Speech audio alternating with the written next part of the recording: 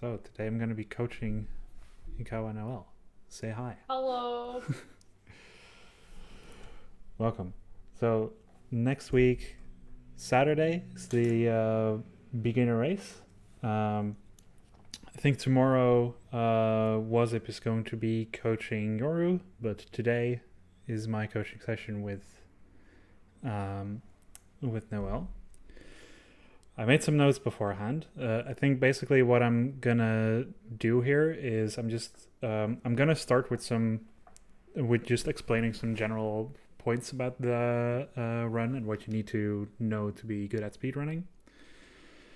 After that, I'm gonna go through the route, making sure that you know where to go at every point, because the biggest time losses is always when you just don't know where to go.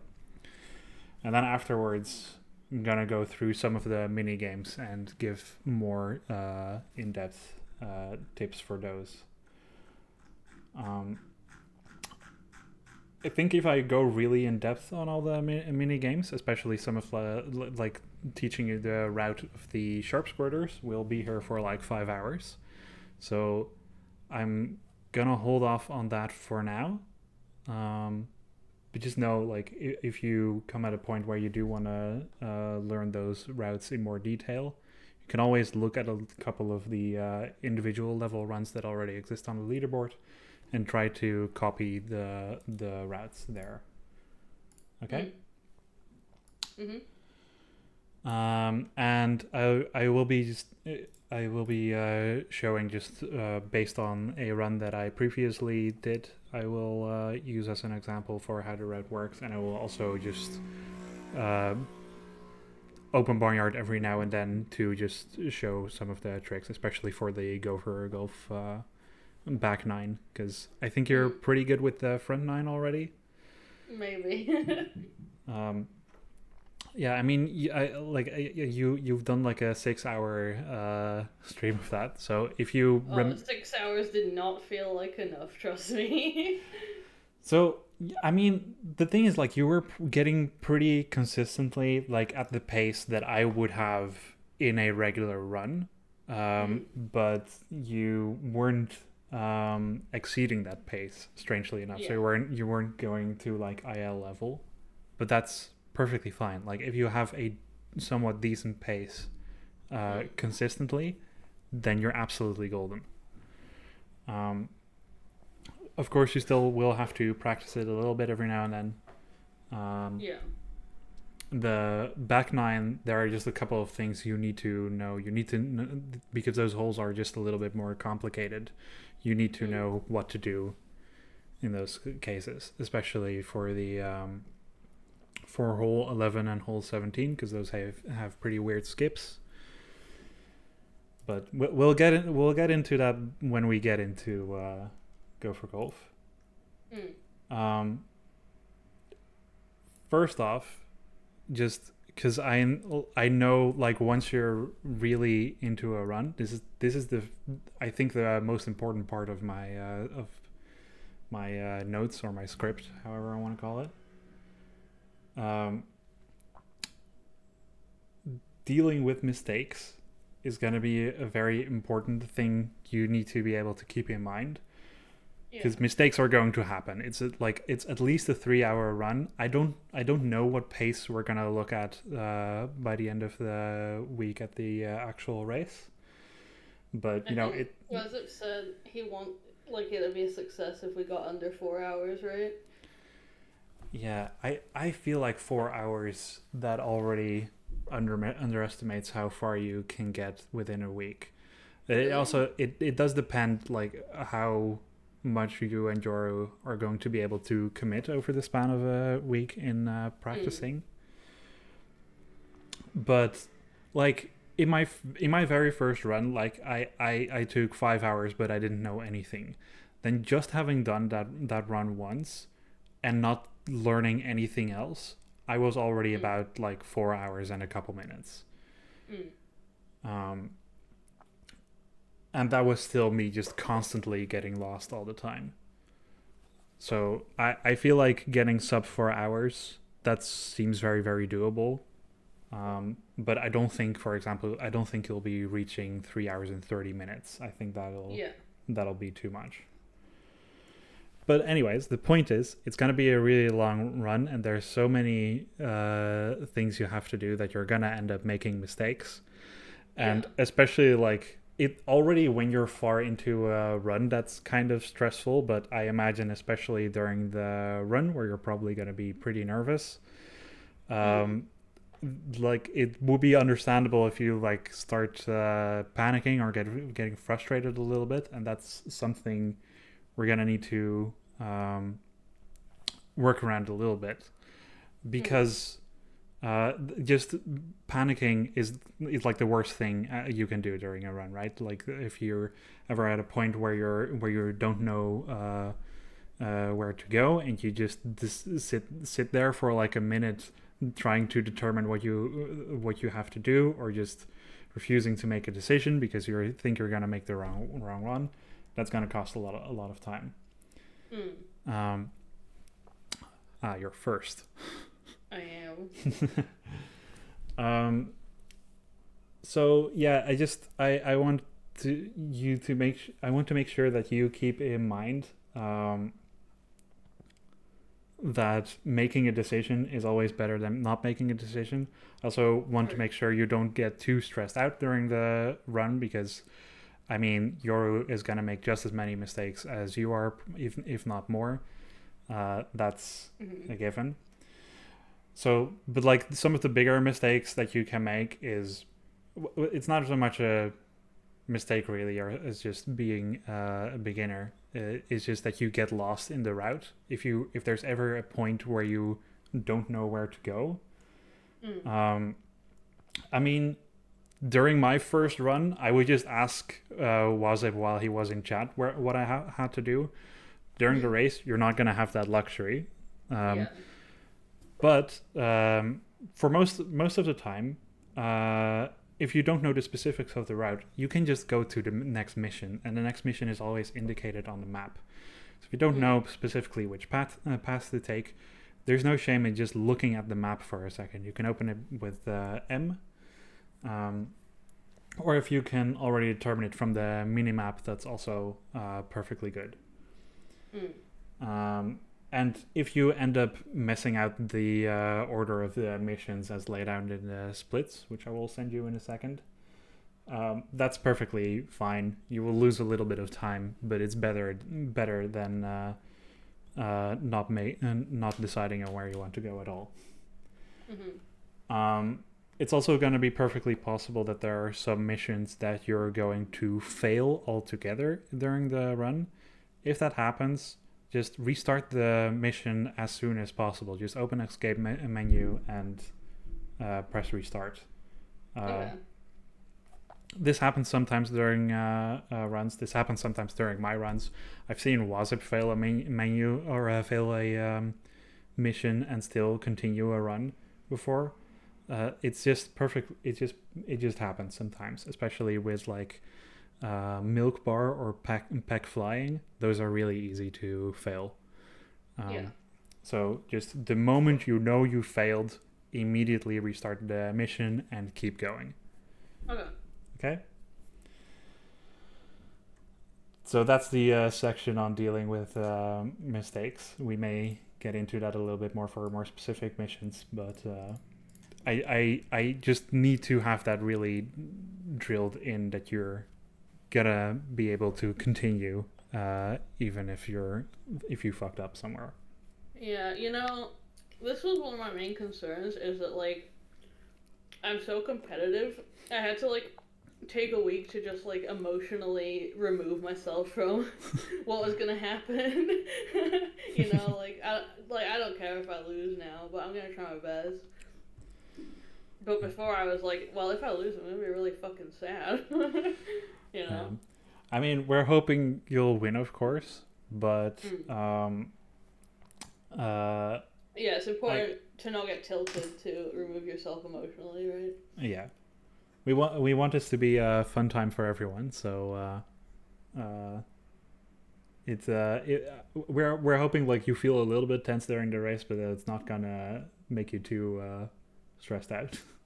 Yeah. Okay, then just some general things throughout the route. These are pretty quick things. Yeah, like I already said, you can always look at the minimap to see where the missions are if you don't know what to do. If there are none, you just go to sleep, because that's realistically the only thing you can do. For dialogue, you can spam both F and Enter to progress to dialogue.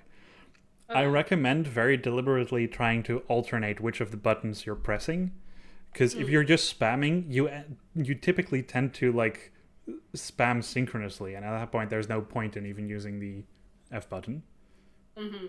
So try to usually you get a little bit higher frequency if you deliberately try to alternate.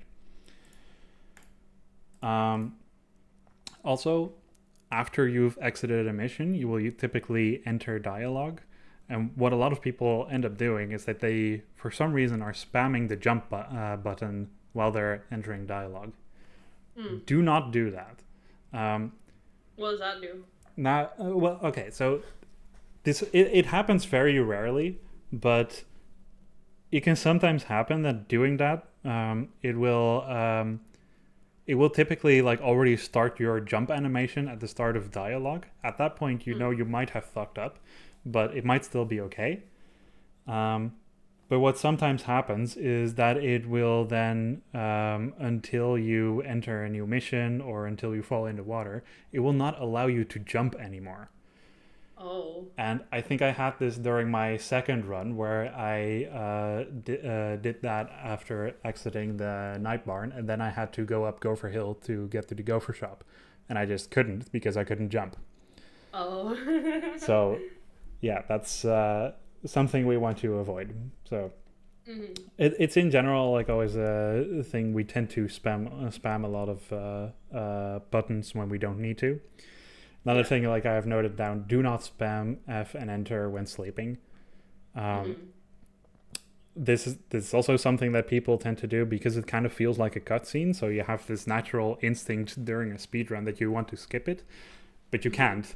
It just keeps going. And if you keep spamming F and Enter for too long, and this has happened to many beginners in runs, you will sleep again. And then you have to sleep twice more, and you end up wasting like 20 to 30 seconds.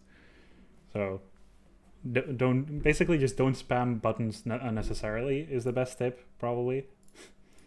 But especially no jumping when entering dialogue. No F and Enter when sleeping. That's very important. I have as a general tip, just learn the map, learn where to go at every point. We'll go over a lot of that today, but yeah, just very important. If there's ever any point where you like know where you have to be, but you don't quite know the fastest way to get there, you need to remember you've made that mistake and look up how we do it in runs, or ask me what the best way is to get there, because you do have like learning the map properly. It will save a lot of time during the run. This is especially like I think in my first run whenever I had to go to Ben's Hill from the Barnyard, I would go through Dankweed Pond and then go up the hill there. That's way slower than going past the veggie patch. But if you do that consistently, that will cost you like a minute or two over the course of the run. And we don't want any time loss. So, yeah, learn those sorts of things over the course of the run. Menuing, do everything with arrow keys. Do not use the mouse for menuing. Do not use it for the escape menu. Do not use it for baking. Do not use it for the Gopher Shop. You should do everything with arrow keys. It is so much faster. Skip cutscenes, of course. I don't think that needs to be said, honestly.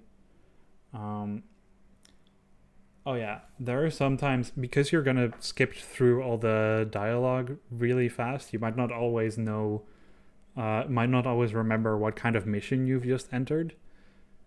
That's that can happen.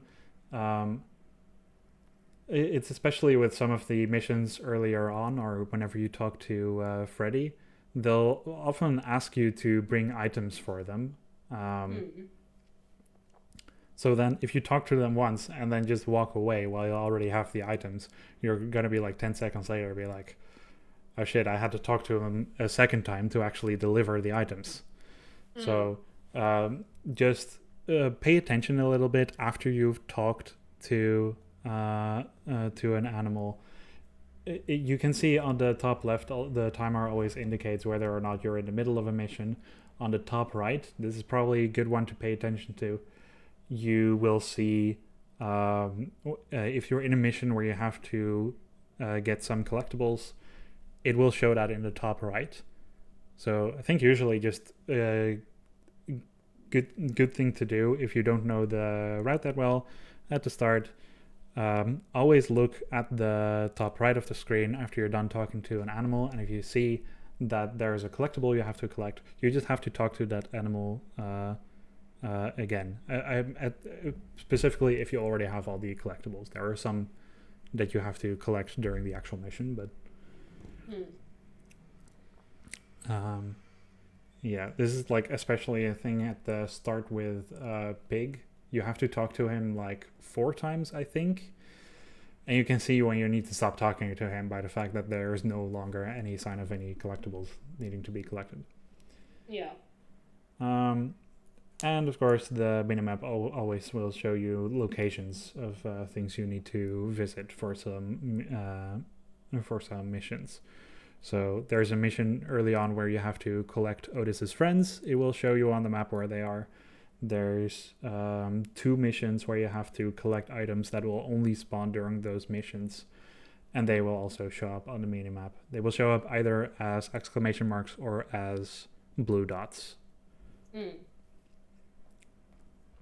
Yeah, I'm just putting a lot of fail-safing in here for in the general tips I notice. Animation skips, these you will have to do these. So there's a couple of different instances of animation skips, and they don't necessarily feel connected, but they're all based on the same thing. If you do something while you're jumping, it will typically cancel the animation skip, or it will cancel the animation. Like opening gates. Yeah, opening gates, picking up flowers. And during the hide and seek mission where you have to collect all the chicks, you can jump towards them, and that will skip the waving animation. That animation takes like 3 or 4 seconds, so that's very worth saving that time 7 times. So yeah, for picking stuff up, and I think for opening the gate as well, try to press F or enter to collect the thing you want to collect when you're on the downwards trajectory of jumping. Okay. Not immediately when you're jumping. Okay. And then there is one more thing in the general section, which is buffering movement. I think this is something that I just have to show real quick. So you can see the screen, right? Yeah.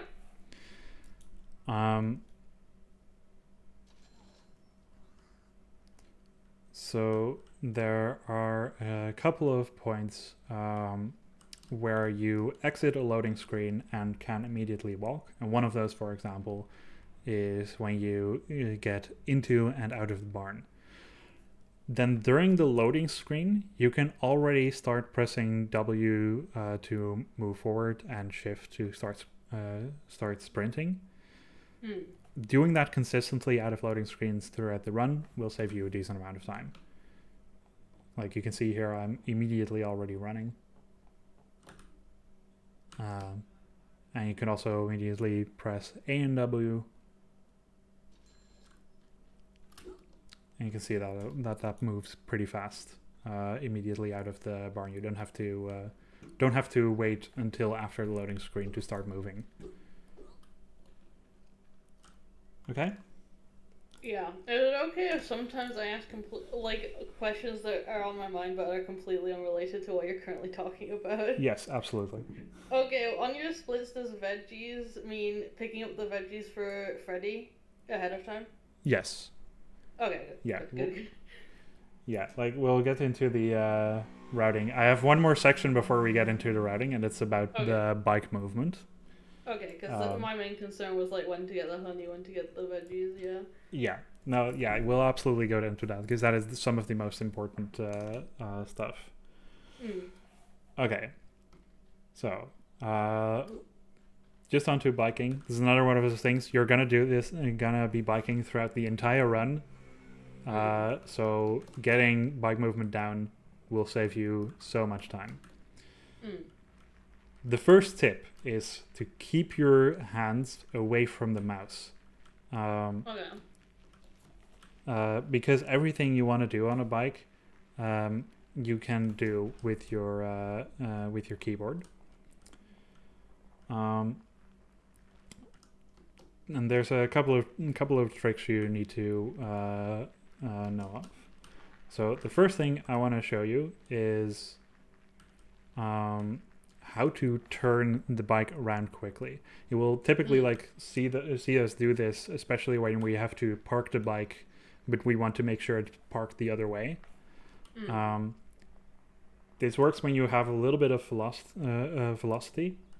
You have the page up and page down buttons, and the page down button will make you lean backwards. The Mm. page up you can't really do while you're just biking, but if you try to turn while you have some velocity and you press page up and press S at the same time, you can see you will turn around super quickly. Mm. And you basically lose all velocity, so you can immediately get off the bike. So Though, page up plus S. yeah, page up plus S and then one direction, so it's A or D. Oh. And then you can pretty much immediately get off the bike. Getting that down will save, honestly, like 2 or 3 minutes over the course of a run, if not more. It's super important to get down. This is like one of the main biking tricks you need to know of. Another thing that's going to be a little bit difficult throughout the run, and that's going to take a little bit of practice. So it's one thing that I want you to practice bike races on is the stamina management. Yeah. And just the basic idea is honestly that you don't want to keep holding the shift button. So shift button is how you use stamina and start sprinting. You want to like spam it a little bit. So yeah, you can see here with the animation, it kind of fucks up a little bit because I keep spamming the shift button. But that's roughly how you want to be biking. And that will get your momentum up while saving a lot of the stamina. Even with that, you need to pay a little bit of attention on flat ground. You just don't need to spam it as much. On steeper ground, you will have to spam it a lot. And on a downhill path, you almost don't have to sprint at all. Getting the stamina management down is really important. We'll get into later, especially with Bike Race 2. That one is really hard to get the stamina management right, but if you do it right, you will never run out of stamina. And that will just give you so much more average speed over the course of the run. Other small tricks, you can sometimes jump over small steep hills to save stamina, and you should, in this case, make sure that you land on terrain that isn't steep hill. So for example here, you can just get over the bridge, and that will save you some stamina management. Another easy spot is here. you can see, yeah, you retain a lot of speed and don't have to actually drive over the hill at all. Make sense? Yeah. Another thing you need to know about, you can press either the delete or the end button while you're in the air to do a trick. And if you keep that trick while you're landing, you will crash off the bike. That's sometimes an important trick. So especially during the bike races, what you want to do is you want to finish the bike race by jumping towards the finish, and then behind the finish you want to crash, because that skips like a couple of seconds of animation. Make sure you crash behind the finish, not in front of the finish. Yeah. Like I've seen Wazip especially get too greedy with that quite a lot. And like sometimes you will respawn in front of the finish, and Eddie will be like right behind you, and sometimes he just finishes before you get a chance to catch up again, and you will have to redo the entire bike race. So don't get too greedy with that. If you're coming at the finish in like a weird angle where you're not sure if you're going to be able to pull off the crash trick, just don't. But typically you should be able to do it. Just don't get too greedy with landing like directly on the finish. Okay. With all of that out of the way, I think we get started on the route. Okay. And I think the first couple of missions the first couple of things you need to know about, I can just show in a new save file real quick. Because the start is kind of the most complicated, just because there are a decent amount of things that you're collecting kind of ahead of time. Just because that's typically faster. While you're there, just get everything. So yeah, just start a new save. You're gonna get a cutscene. You just skip it.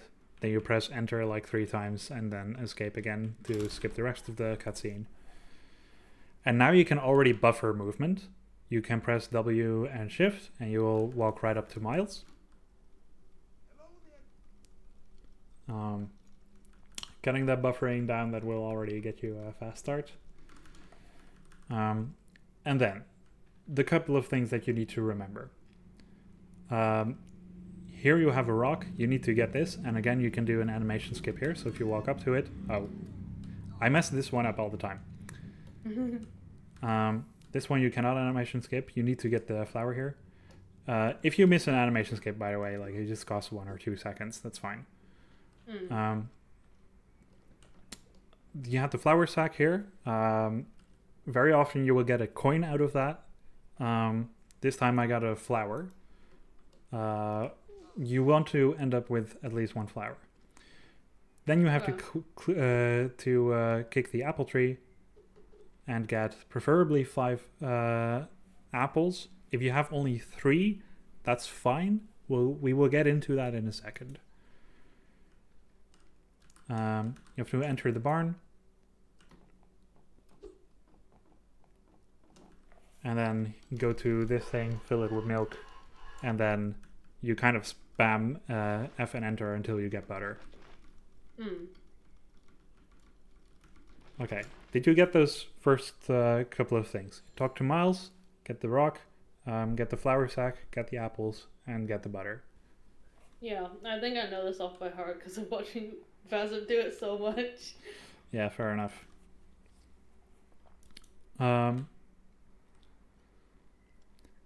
Yeah, the next step is to talk to Duke and then to Pig.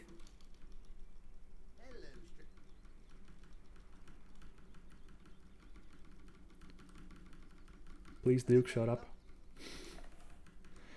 If you didn't get a flower yet, then here are 3 more flower sacks where you can get one. If you still don't have a flower sack after this, we basically have a rule in the race. Like if one person doesn't get a flower out of the first 4 flower sacks, we just let you both reset until you both get it. So don't worry about not getting a flower after this. Then to Pig, so you have to talk with him 4 times, I think. This is number 1. And then he will basically ask you to collect a bunch of the stuff you've already collected. Like he wants you to get the rock for the recipe. We already have it, so we can just keep talking. Then he wants you to collect the apples, I think. Yes, he wants you to collect 2 apples. We already have it. Just keep talking. And that's going to be for most of the collection missions. We will already have them when we start talking to him. Then he wanted us to collect a flower, and after that we can go to pie baking. Pie baking.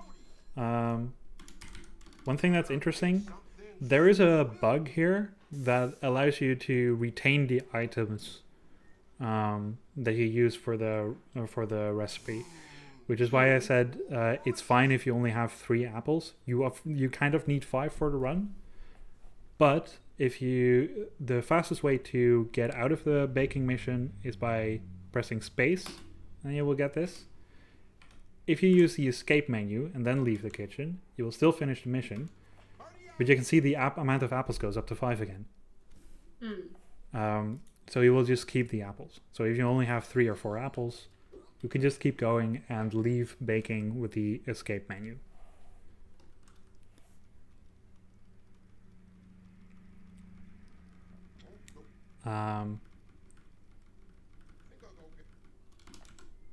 Okay, I think the rest of this I won't show in game. I will probably just show with the run I have open here as an example. I'm gonna set this at a higher playback speed. Talk to Pig, then you talk to Ben, which I think is your only option actually. Then you talk to Pip.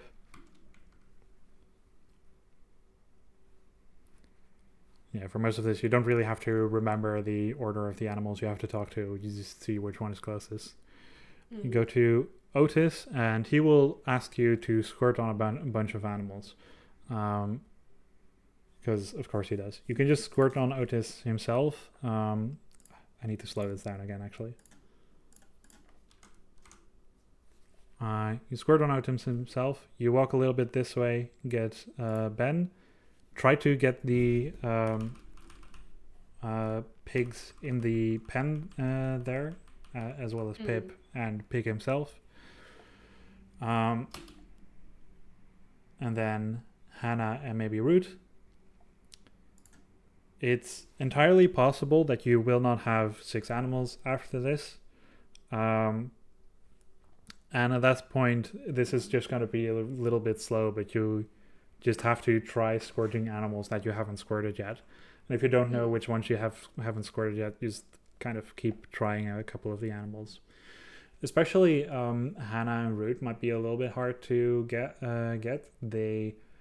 There's a bunch of the chicks in front of them that actually block the squirts sometimes.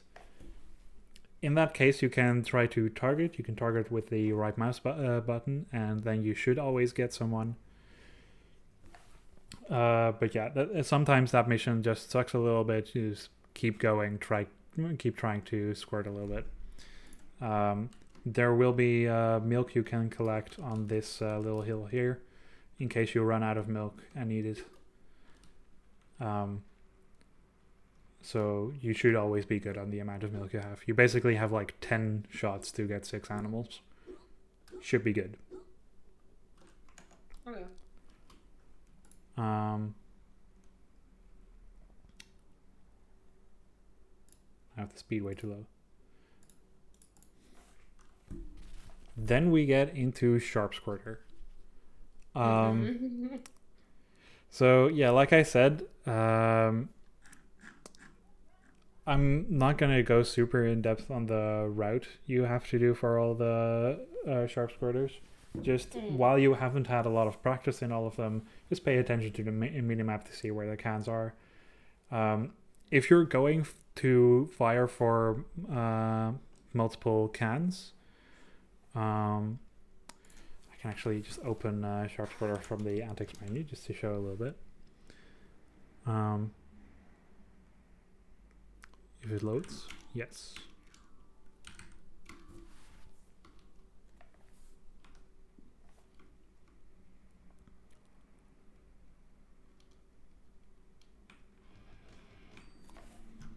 So you will very often try to get two cans in one go. So like these two you can get in one go by just like squirting and jumping and turning a little bit all at the same time. That's very easy to do. Just try not to go super wild with the turning. Like what people tend to do is they want to get a very long spread and they go like halfway around. See, I missed one there, even though it should be caught in the curve. Just try to like gently turn a little bit. The milk is basically like made of like separate particles that can hit.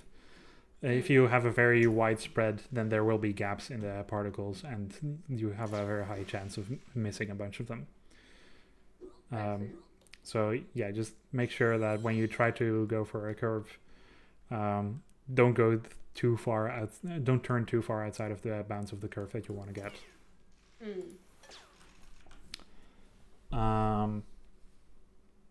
Oh yeah, for both sharp squirters and I did a really weird route here. For both sharp squirters and chasing chicks missions, once you're done, Archie will start dancing. At that point, you can exit early from the escape menu. And that will actually save quite a lot of time. So just at this moment, you can, it will say quit to the barnyard, but in this case, because I'm in the antics menu, it will just say quit. Just go there immediately. This only applies to chasing chicks and sharp squirters. Other missions you cannot exit early. If you do, you will fail the mission. But for sharp squirter, I think it saves like 10 seconds, honestly, to do that. If not more. So do it. Next up, gotta get my notes back open. Yeah, sharp squirter. You have mud jumpers. So we tend to try alt tabbing here, and you can see on my stream that looks like shit. I'm not gonna recommend you try the alt tabbing. It takes a decent amount of practice and RNG to get a good time with. I'm very happy to hear that. I'm very, very happy to hear that because it looks hard. Yeah, no, it is. And it's also super frustrating when Pig like jumps when you don't want him to. So basically like the only actual tip I have for mud jumpers is that you should almost never actually jump. You should always kick. The reason we kick is that it makes the pipe spin faster. So I think I always kick on like my normal playthroughs anyway. All right, that's very good. So yeah, just always kick. That's the only real thing you can do for mud jumpers. Aside from alt tabbing, which we're not going to do. Do you think Wasp is going to tell Yoru to do the alt tabbing? He might. I really don't know. I feel like Wasp is gonna try to recommend a lot more risky strats than I am. I'm gonna try to play it pretty safe with you as far as I can. So I think just minimizing the amount of mistakes is just a lot gonna lead to a much better time than getting a couple of tricks but fucking up everything else. Oh yeah, absolutely.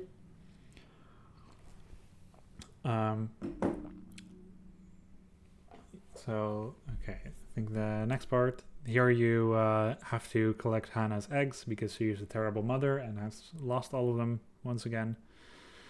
And they will be, you can see it on the minimap, they will be in a circle around the barnyard. One thing we do here, at some point during the game, you will have a mission where you have to give 10 oxide daisies to Daisy. And we collect those now. So what you will probably see me doing here is you will see me get this flower right away. With an animation skip. And then keep going for the rest of the eggs. Here we also open the gate. And then here are the remaining 9 flowers. We get all of those. Once again, with animation skips as much as possible. Sometimes you get 2 flowers with an animation skip. Sometimes you accidentally miss an animation skip. The cleaner the better, of course, but you'll be fine. And then put it in your inventory before you talk to Hannah. And you will have 1 oxide daisy bunch, and you will have that collected for a mission I think half an hour to an hour into the game. So we get that way ahead of time. Next part, I talk to Otis, and you will get the bike key here. Then first we talk to Pig twice, because this is where he wants us to get the butter, which we already got early. And again, you can see in the top right, after you've talked to him, pay attention to this. It will show one of one collectibles. That just means you need to talk immediately again. Just pay attention to that after you talk to animals.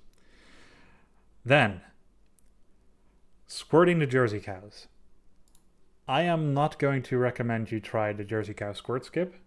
Yeah, not even the new one. Not the new one. I don't know how to do the new one myself. Wazip seems to think it's pretty easy, but I also talked with him about the fact that I still needed to determine if I wanted to teach the new one to you. And I might look at it myself and practice it maybe. If you can practice it and you think you can consistently succeed it, that's great. Just don't spend hours trying to get that down.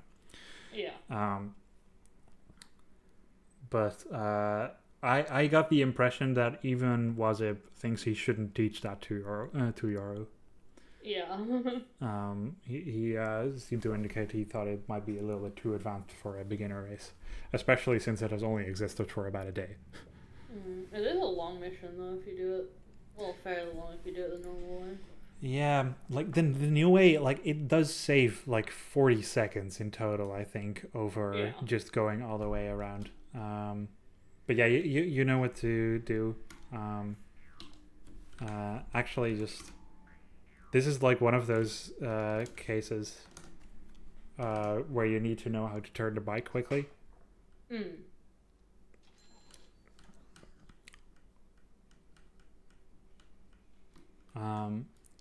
So yeah, you have to go all the way to Dankweed Pond, which isn't that far away, but still it does cost a little bit of time.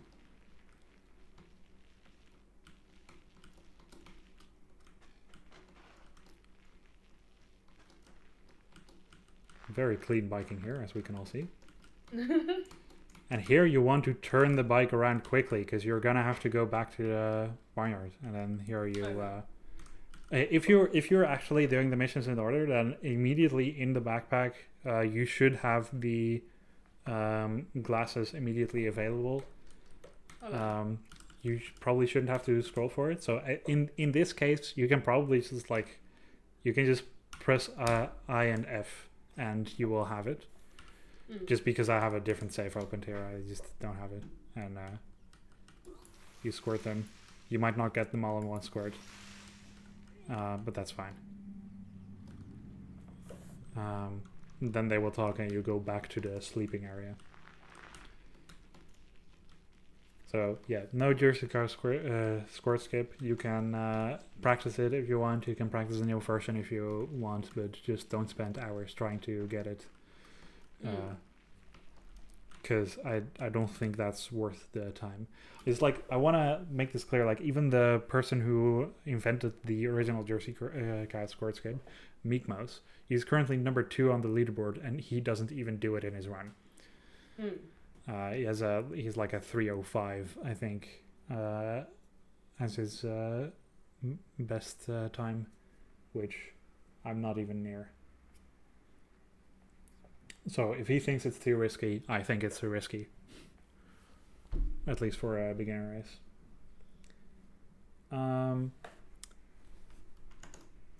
Next up, after the Jersey Cow squirt mission, you're gonna go to sleep. You have to talk to Root, immediately go to the gopher shop,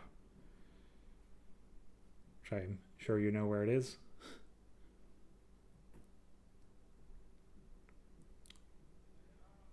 Talk to Joey, and you will have to immediately buy the pool table, which is in the fun and games menu all the way at the bottom.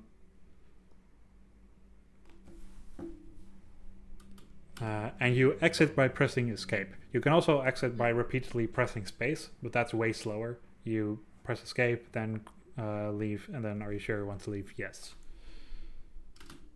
That's the fastest way to leave here. One more thing. Once you enter the gopher shop, don't immediately start mashing buttons. Make sure it's loaded in before you start pressing buttons, because it has a chance to crash if you start spamming too quickly. Oh. I think Infinite Core tried to fix this in a new version of the mod, but I don't know that that version is already available to everyone.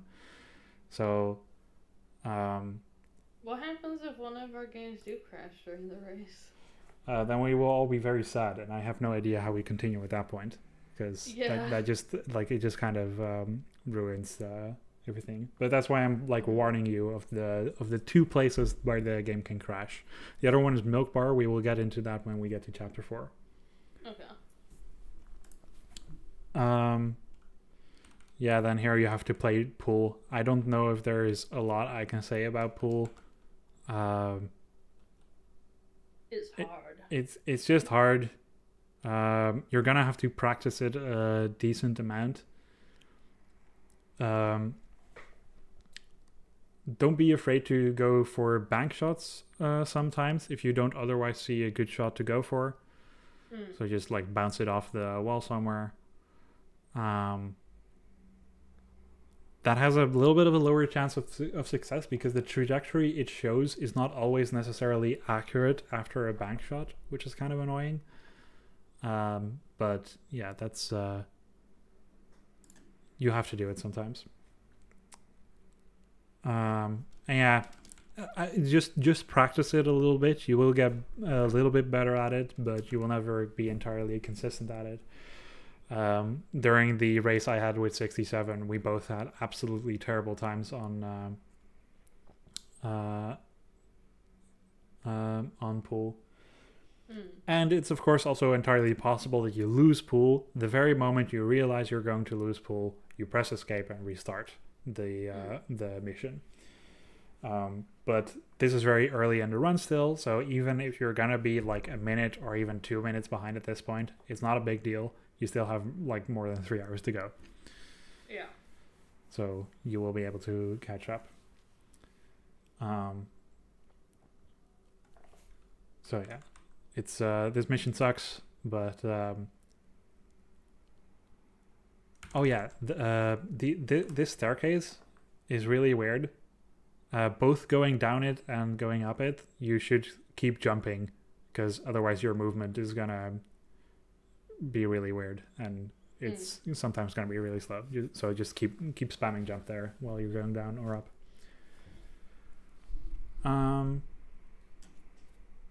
Okay, I think next is Tease the Mailman. I don't think this needs a lot of explanation.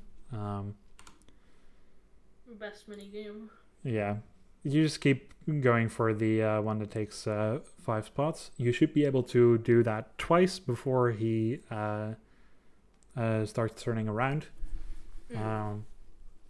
And you should be able to do that quite easily. Like, I know Wazip at this point, like, very, very often, if he doesn't get the one cycle, just does the first 2 steps of the 3 button and then starts crouching. That's not necessarily, like, it saves like 1 second, maybe 2, to do that, but it's kind of hard. Just go for the 5 button dances. You can get it twice in a row. Sometimes you will get the 1 cycle. The dances will either give 40 or 50 points. You need 100 to beat the mission. But usually you're not gonna get the 1 cycle. You just have to wait for him to turn around and then turn back to the mailbox, which for some reason he spends an eternity putting the mail into. I don't know what's up with that. And then you can just do one more dance. The moment you see the score go up to 100, by the way, you can immediately stop the dance by pressing space. That might save like a second or 2 over letting the dance continue. But not a big deal. Yeah, I didn't get the 1 cycle here. Had to wait for him to turn, and then I did another dance. Then first bike race is very simple. You got to get the bike movement down. You got to make sure you use stamina properly. I'll end up doing the log jump here. The log jump is also very easy from this side, so just do it. You go over the pier here, over the log, and then you jump.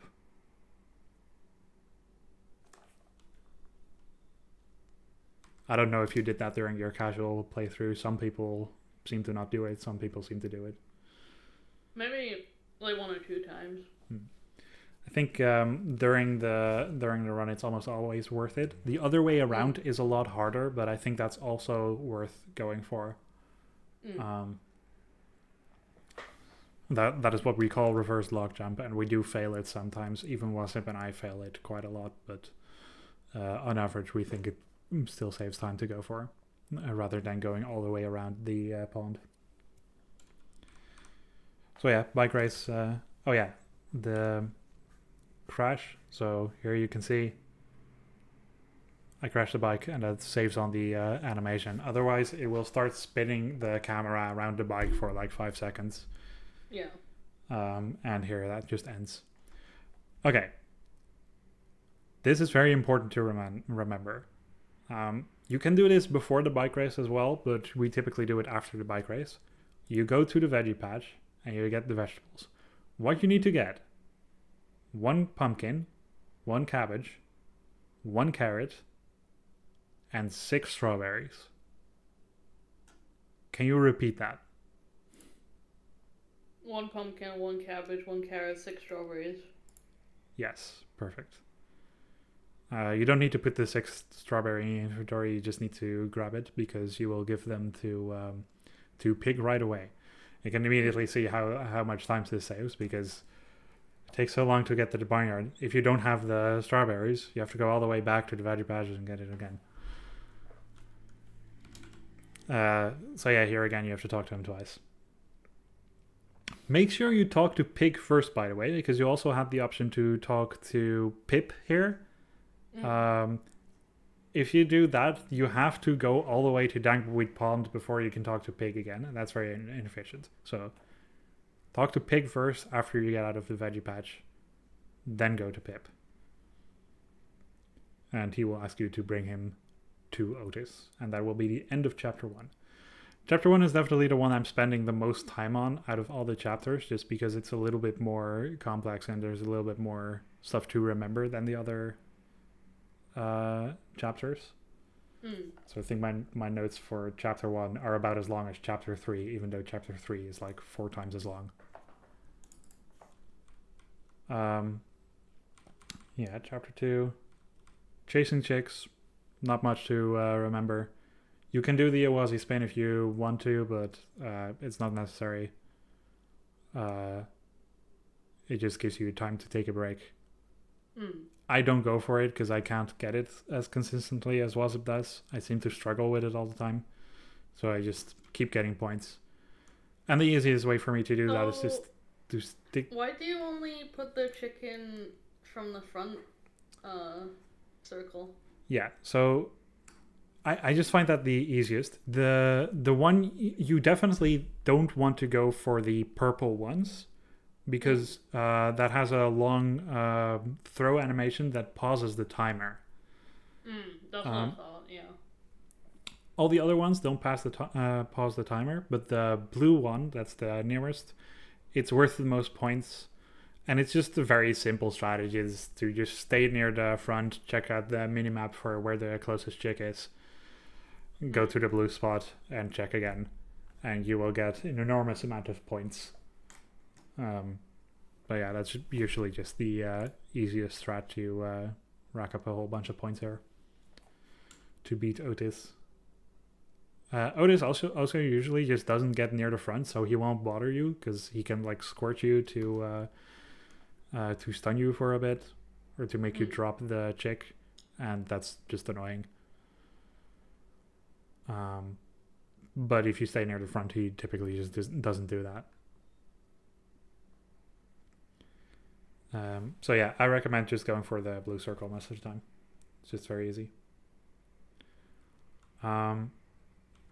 Like I said before, you can quit early the moment you see Archie dancing. I think it's important that you wait until you see him dancing. If Otis is still throwing a chick while the timer ends, and you quit then before the chick has entered the coop,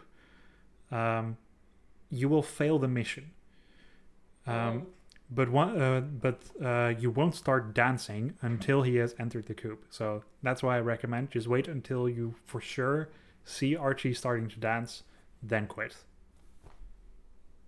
Make sense? Yeah. Okay. Next step, veggie defense. Do you know how we usually play this? Kind of seems like you don't do anything. Yeah, most of the time. So at the start, there will be a couple of raccoons trying to open the fence at different spots. What we do is we close them until only one spot is left open, and then we wait there. Because raccoons don't want to get near Archie for some reason, which also means that if that's the only entrance that's available to them, they just won't enter because they're afraid of getting near you. And because there is an opening available, they don't want to start opening new ones. So at some point, you just get a whole swarm of the raccoons here trying to enter here, but being afraid to get near you. Very cool. Yeah, so... What about the sniper ones? Yeah, so they show up every now and then. You see the icon here, and it will make a little sound, I think, once they show up. You can always see on the minimap where they are. In this case, they're just like right in front of me on the screen, but the minimap, you can always see it, and you just target and squirt them.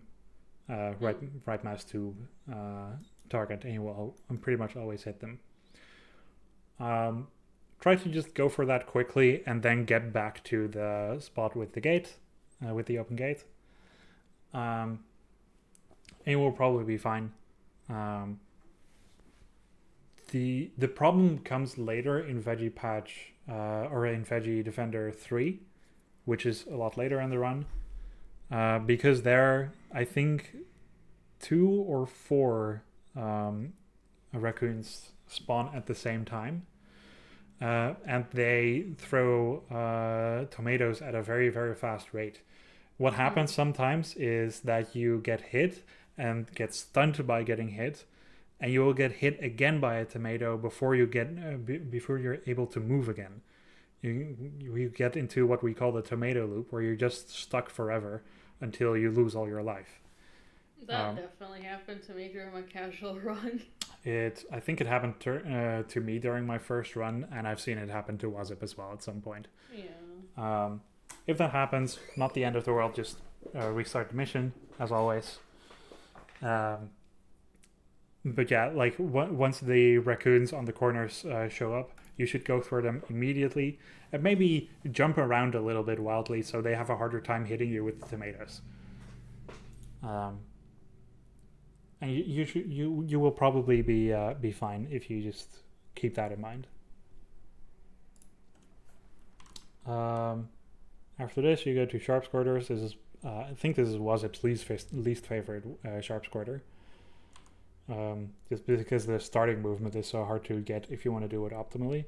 So you could do it basically without moving, but I don't think it's important to get it that precisely. Just do My the. least favorite is all of them. Yeah, fair enough.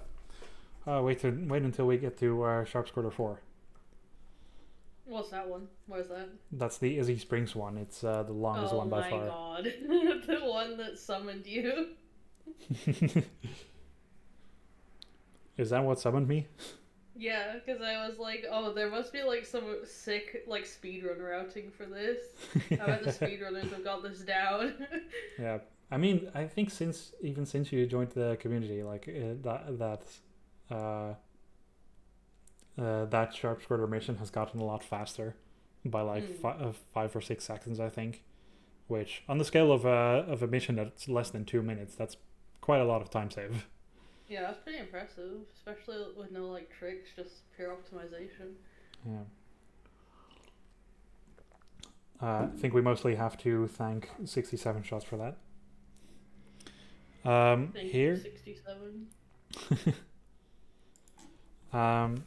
So after the Sharp's quarter mission, you have to go to sleep, and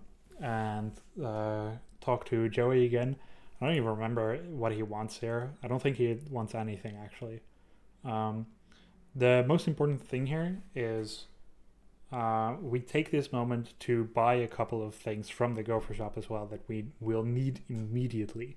So if you forget this, then that's immediately, like, honestly, like 2 minutes time loss.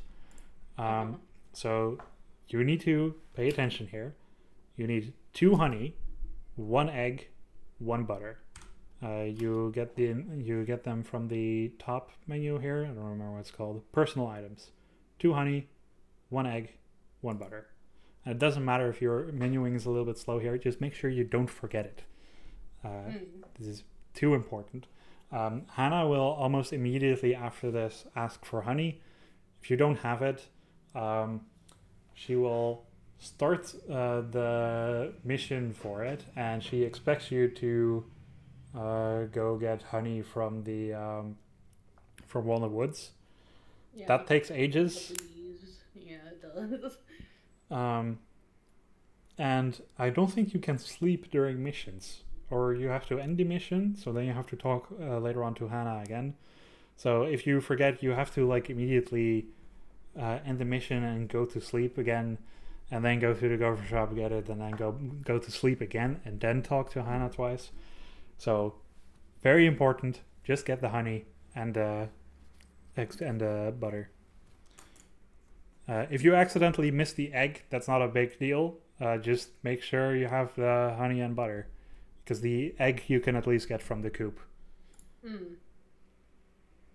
But I assume once you've made it to get the egg from the coop if you're talking to Hannah anyway.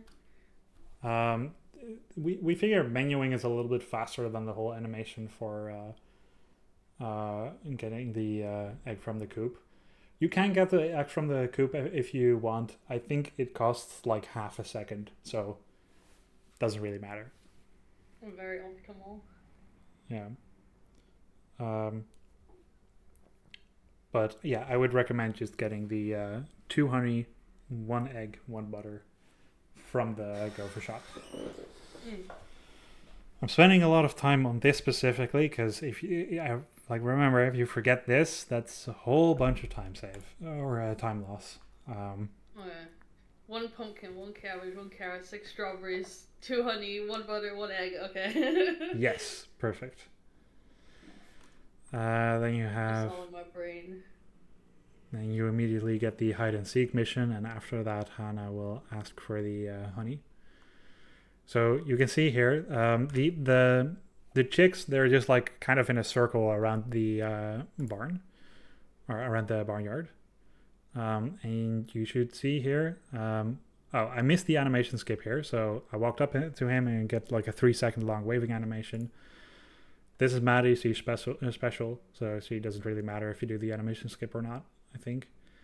Then there's one here, and I jumped for it to skip the waving animation for this one too. So just to make sure, jump when you get near them. And it will... Oh, it seems quite hard. It's not that hard. If you miss one or two of the animations, it's not a big deal, but it saves a decent amount of seconds if you get all of them. And then after that, you can immediately talk to Hana, and she will ask you for honey.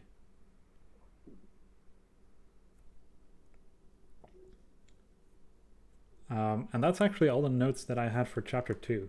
After this, you talk to Otis. He will ask you to get his friends. You can see on the minimap where they are.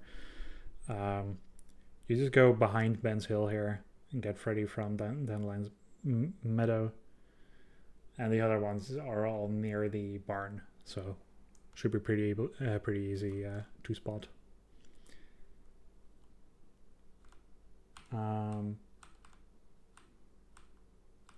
Then don't even remember exactly what happens after this. Just go to sleep, apparently. Oh, and then you have the chicken coop defender. Yeah, not much to say about chicken coop defender. Just don't lose the mission. Yeah, but annoying mission. Yeah, it shouldn't be hard. It just takes a decent amount of time. But it's on a timer, so it will take the same amount of time for Yoru. Unless you lose the mission, but it's pretty hard to lose the mission if you just keep squirting the raccoons and throwing them. You have to throw them. For some reason, this mission actually gets easier as the game goes on, because later on you will have the same mission but with demonic Freddies, and you don't have to throw them. You just squirt at them. And the same with the raccoons that come, or with the coyotes. Yeah, coyotes that come later on. You don't have to throw them. You just squirt them and they go away. But with raccoons, you have to throw them. That's weird. Yeah. I know. The coyotes can technically attack you, but I have never, ever seen someone lose to the coyotes in Coop Defender. They just almost never attack. They just typically just go directly for the coop. So you should be fine with this. I believe in you. Thanks. Then terrible mistake. Chicken launcher. Probably another way to chicken launcher if you've played through the game. It's always at the same spot. When I played casually, I think I told you before maybe, but when I played casually, I didn't know that you could use the boosts. But like, yeah. I just didn't know that you could use them. Yeah, the boosts are kind of I thought you could important. only like boost through a ring, which doesn't make any sense. The boosts are kind of important. So I do have a couple of notes on Chicken Launcher. First question: do you have a mouse that has a built-in keybind to lower the sensitivity on the mouse? No. Okay. That's fine. I think I still recommend playing it with the by aiming with the mouse. You can also use your keyboard to aim, but it's way too sensitive. It's really annoying to fly properly. I think the mouse is going to be better. If you have a lot of trouble with the mouse, you can of course try to go for keyboard, but I think you'll be better off with the mouse.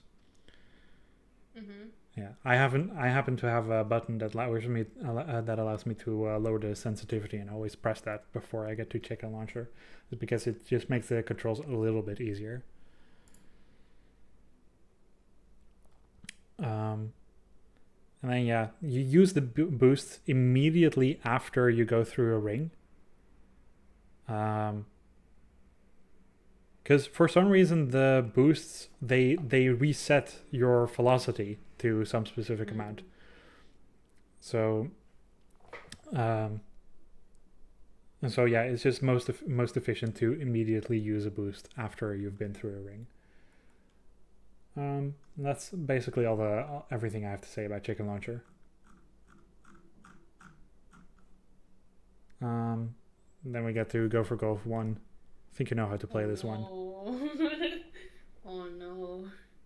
This is just the front 9, so I don't think I need to explain anything here. I was feeling pretty confident with everything so far up until I remembered golf. Well, you know the mechanics at least. You don't have to play perfectly to beat Yoru probably, but yeah, just don't lose focus during Go for Golf, and you will be fine. Yeah, I think I'm gonna skip. It looks so easy. Do I? Yeah.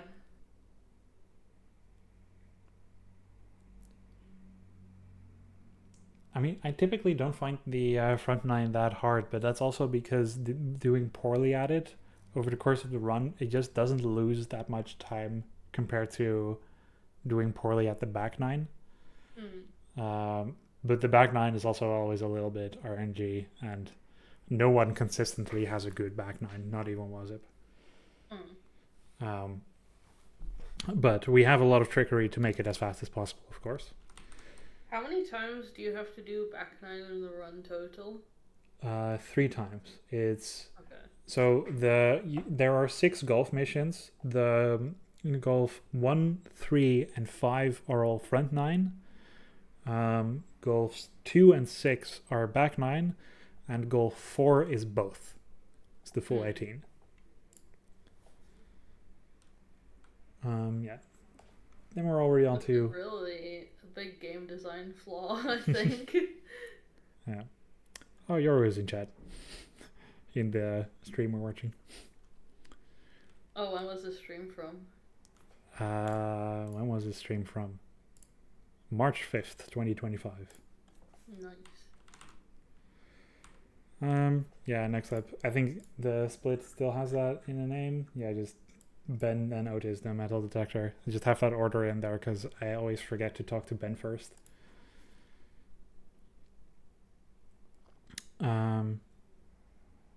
Yeah, you just go to Ben's Hill first, then you go down to Dandelion Meadow.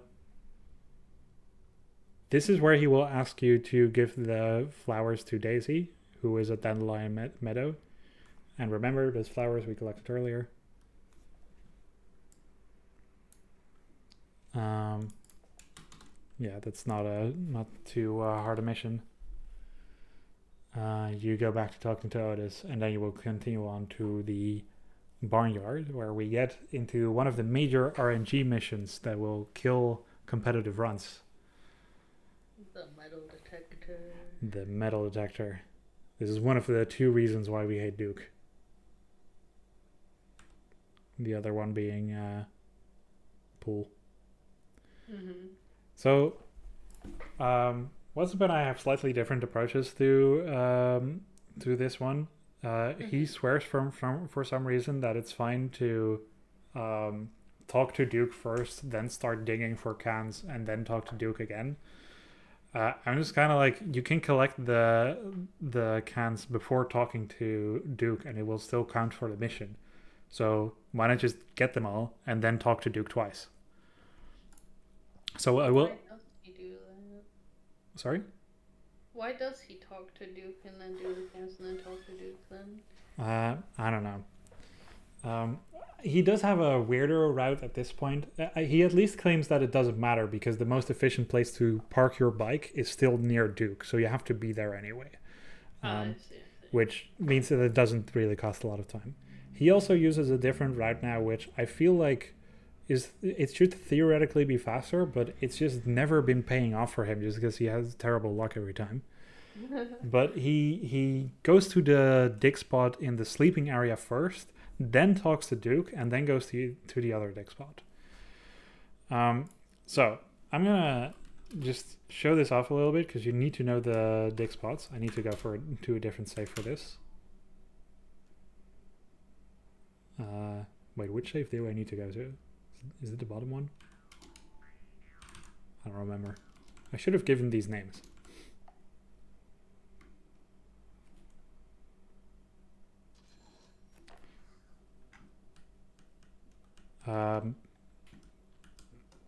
This is not the one.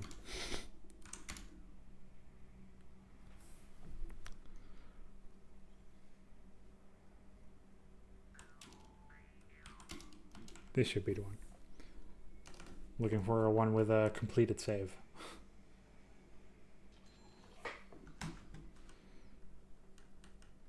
Gonna quickly get the bike. Because, yeah, it's just important. You need to know a couple of the dig spots here. You need to get 10 cans, right? You're probably gonna have the bike right around here. The first one I always go to is this one. You can get up to 4 cans here, and I think you can collect cans outside of missions. Yeah, I got 4 this time. Fine. That's the best RNG you can get. Then right around... somewhere around here. Okay, I think there's just 0 at the dig spot right now. But somewhere around here, you can get more. And then usually for the remainder, I go here to the sleeping area. There was a 4th one, right? No. Okay. Yeah, you probably shouldn't be walking around with the metal detector too much. Just try to get them all in one go if you can, if you know the dig spot. In this case, I got 7 cans out of it. And at this point, I would usually just enter the barn and exit it again. Because that will make the cans respawn. What it does not do is change the RNG. So I can now guarantee there are still 4 cans here. Oh, that's interesting. I didn't know that. And I can also guarantee there's no cans here. There's a couple of other points that might be necessary to know. If you get really bad RNG, you can check here to the side. Wasip knows a bunch more. I never go for more than... I've never had to go for more than this, and I also don't know more dig spots at this point. Unless the farmer approaches. So yeah, after you get 10 cans, you just talk to Duke twice. Just make sure you think about each time you get a certain amount of coins, what would be the most efficient route at that point. If you got 4 cans here, you got 3 cans there, you have 7, that's already more than 5. So that would already be a good point to go into the barn and go to the spot that would complete your 10 cans that is closest to Duke. You could say I could get 3 cans from there and also have 10, but at that point I've just been walking away from Duke, so I think going through the close track is probably better at that point. But yeah, if you get 5 cans out of 2 dig spots or 5 cans out of 3 dig spots, you have enough to just go into the barn and collect the rest immediately. Do we understand how this works? Yeah. Okay. Next mission is gonna be one of the harder tricks I'm gonna teach you. Oh. Yes, I know. It's terrifying. I'm pretty sure Wasip is gonna teach Yoru an even harder way to do it. Which is a little bit faster, but it's just not consistent, and Wasip fucks it up all the fucking time. And I feel like even he shouldn't go for it. But you know. It sounds like you're fed up. Well, sometimes a little bit, but I think he is too. Like in his world record run yesterday, in the back nine, I know we noticed this especially. There's a spot in hole 16. So if you when you first swing the ball, it's a little bit random where your ball is going to end up. There's like always four spots that it can end up. And in hole 16, there is one spot where he knows there is a specific angle that will allow him to skip a little bit of the routing that I came up with to make it easier. And he knows he doesn't get it consistently. And every time he gets that RNG, he gets the feel he just needs to go for it. He has been granted the RNG and he just needs to go for it. And every time he misses it, he's like, I shouldn't have done that. I know I shouldn't have done that. But it's gotten to the point where he anticipates knowing he doesn't have to do it and still ends up doing it. That just like the moment he sees the ball land, he's like, oh no, I'm gonna do it. I shouldn't. It's so stupid. Yeah, I know at this point with Wazip, he goes for a lot more risky stuff than would probably be ideal to get a good run. But on the other hand, that is also kind of what he needs to push the run forward beyond the world record that he already has. For just a runner that isn't trying to get the world record, like you or me, just play it safe.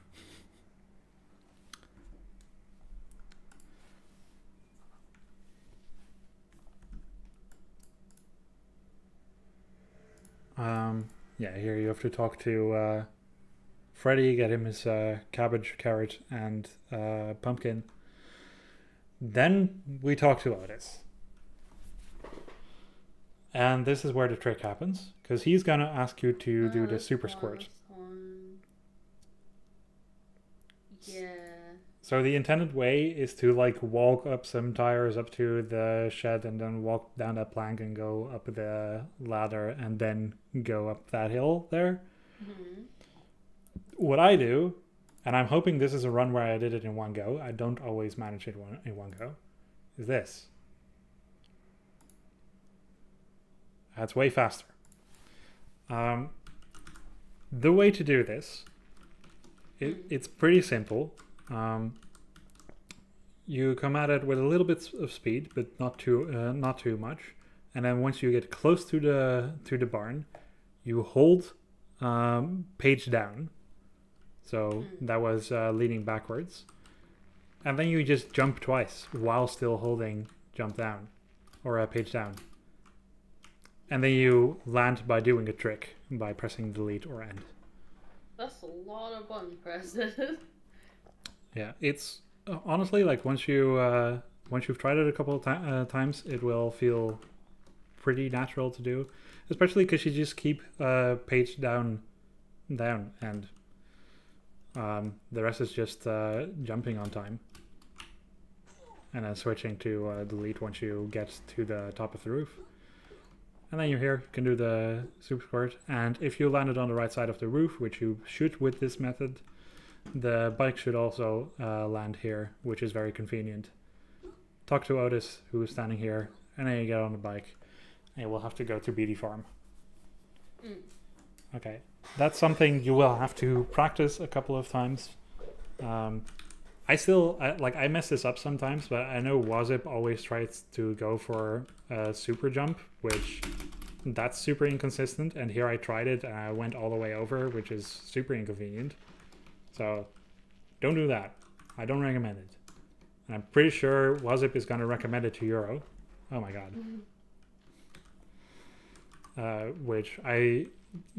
He might not, but he might. And I personally think it would be pretty stupid to recommend.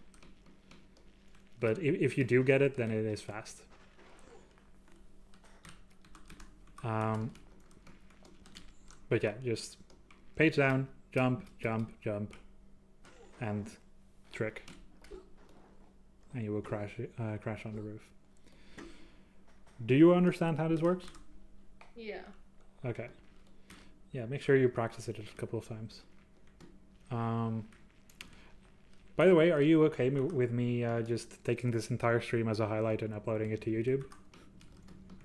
Just Sure. Hello, YouTube. Hello, YouTube. Yeah, I just wanted to make sure I ask before I upload it. So yeah, this trick a little bit. It's not that difficult. You can sometimes miss it. If you miss it, it's not the end of the world. Just you gotta wait for the star to show up. Yes, you have to wait for the star to show up, and then you can exit. Yeah, I also did that once where I exited too early, and that's not great because it will just not count. You have to do it again.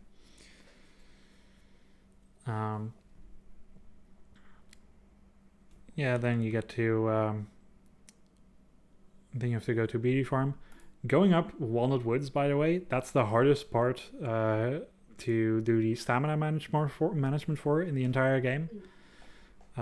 So if you want to practice stamina management, go up and down this hill a couple of times, or better yet, play Bike Race 2. If you can do Bike Race 2 without running out of stamina, you're an absolute master at stamina management. Okay. So yeah, maybe try practicing that one a little bit. Here, we get the cherries before we talk to Ben. Very important. It actually doesn't matter if you do it before or after talking to Ben, but we always get it before.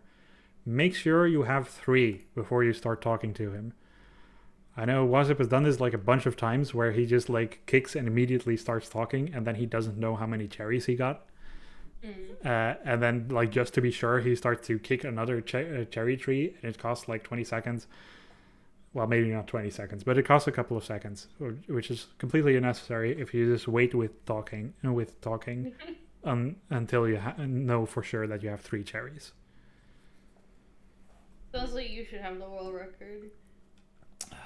Well, it sounds like I play a lot safer than he does, which like he doesn't. He does need to do that to keep the world record and to keep golding. But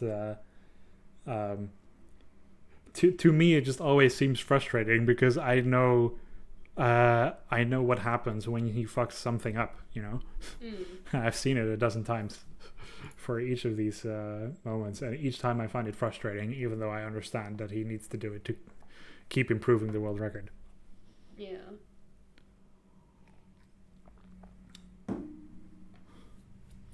Yeah, for this one, again, if you want to know the routing for this, try to copy some of the individual level runs. You don't need to copy the world records, by the way, because those will sometimes have very hard tricks.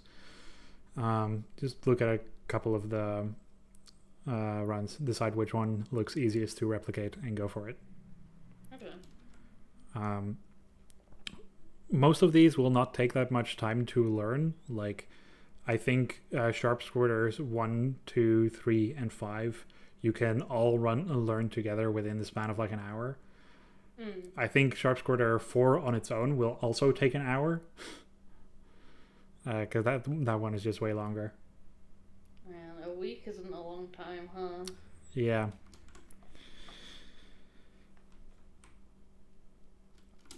But I mean, if you have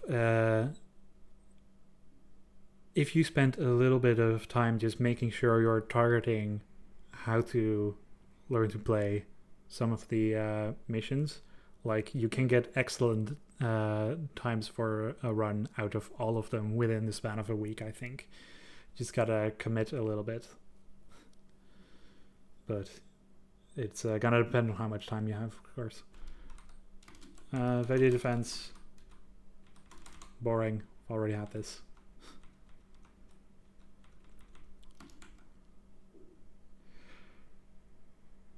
Joyride is another one that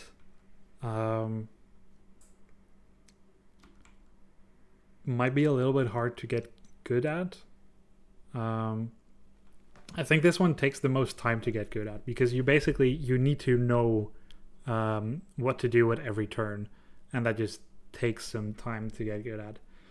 Just the general things: don't go too fast through turns, and don't go too fast over hills. honestly, airtime is worse than drifting for losing control of the car. And if you lose control of the car, it takes like 2 seconds for it to start backing up again once you're stuck. So yeah, you wanna play it safely as much as you can. I know, of course, where I can full speed, where I can just keep doing that. But that just takes a lot of playtime to get down. So just play it a little bit safely. You will be ahead of the Jersey Cows pretty much no matter what, unless you crash right near the finish. That is the only way you will ever lose to the Jersey Cows. But that can happen, of course. So again, play it safe.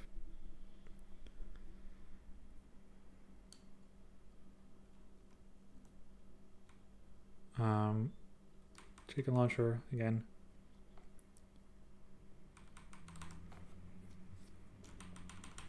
Gopher traps. Okay. Last time I did a race, I had Wazip coach me like a day before, and he spent like half an hour ranting just about how everyone does this mission wrong. I'm gonna keep it fairly brief. Let's play this at normal speed. So, I will show in a second. I will just let the stream show what the spots are where you need to collect the gopher traps, but it should all be fairly obvious, like in the sandbags and on the lines and at the holes.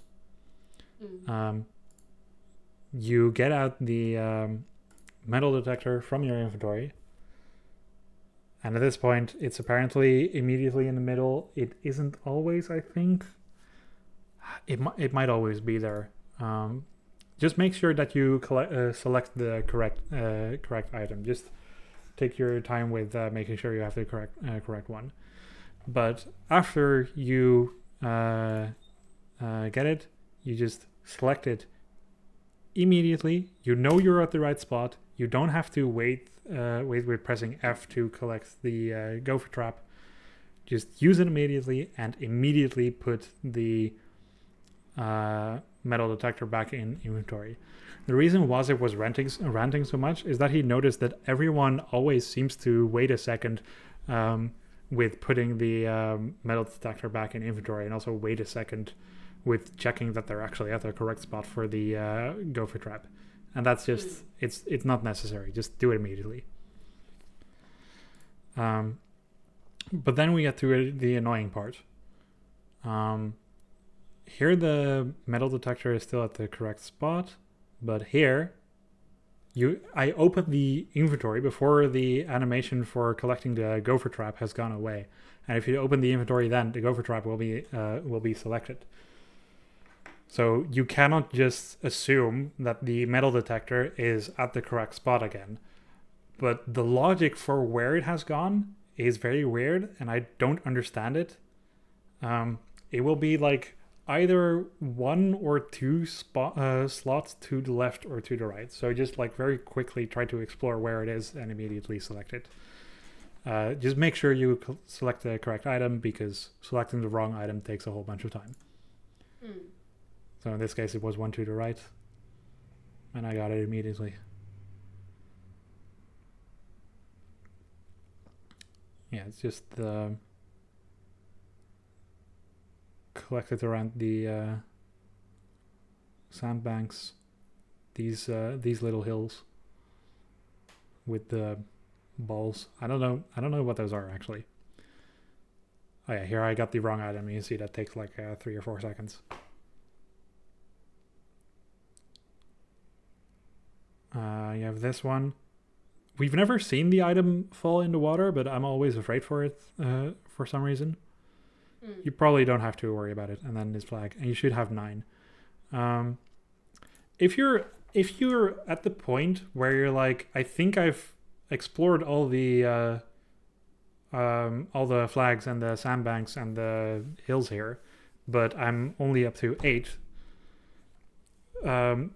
the better you could try to go through them all once again to check which ones you missed, but the better solution is to just go to the other side of the of this bridge and go to the flag there, because that's just a little bit faster than having to reroute every single spot you've been through.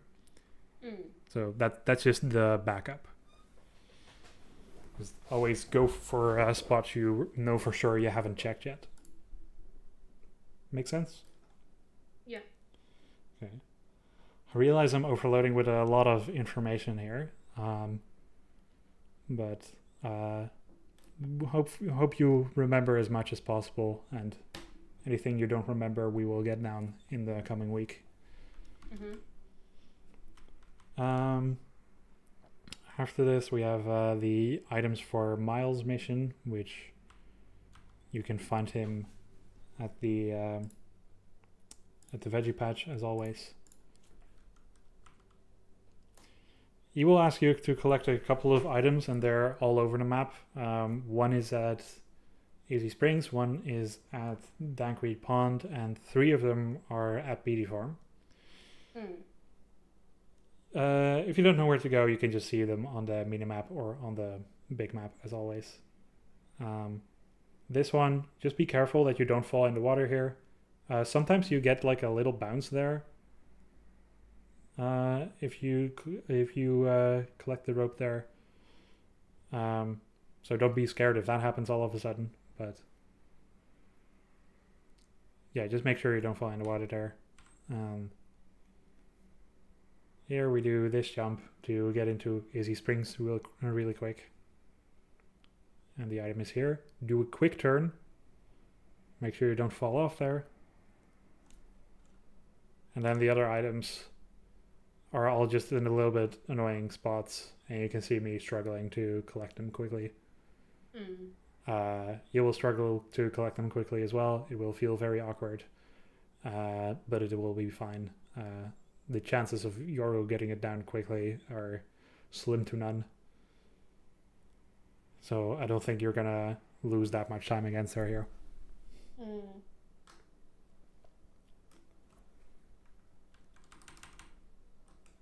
Why is this chapter so damn long? Okay. Bike race 2, like I said, stamina management here is really hard. This spot is really hard to get the stamina management down. But this is especially hard because you have to go up to Walnut Woods. Practice this one. If you get it down, you're absolutely golden on the stamina management. And I don't think you will have to practice bike race 1 that much. Or any other biking throughout the game. So yeah, I think this is the main one you want to practice. Either this one or Bike Race 5. Bike Race 5 is also difficult with stamina management. But if you access Bike Race 5 through the antics menu, you will get the default bike. But through the run, you will probably have the other bike at that point, which will be a little bit easier when it comes to stamina management. And in fact, that's what we're going to do right away here. I don't think I do it in this run because I got good enough at stamina management that I decided it was more efficient for me to get the other bike later or not at all. But for you, I definitely recommend, once you go to sleep after Bike Race 2, immediately go to the Gopher shop and get the Rose Racer bike. It's the pink bike. It's the first one you see when you open the personal items menu. And then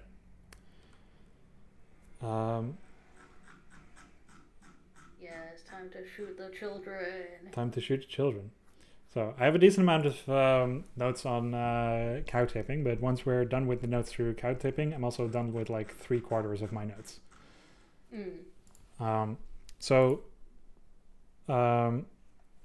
First thing you have to note, there are 3 types of children.